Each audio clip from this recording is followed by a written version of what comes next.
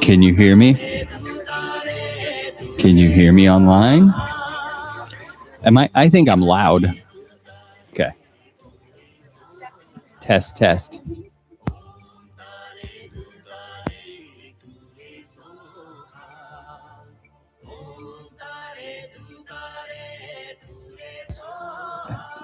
Hello. Happy Sunday.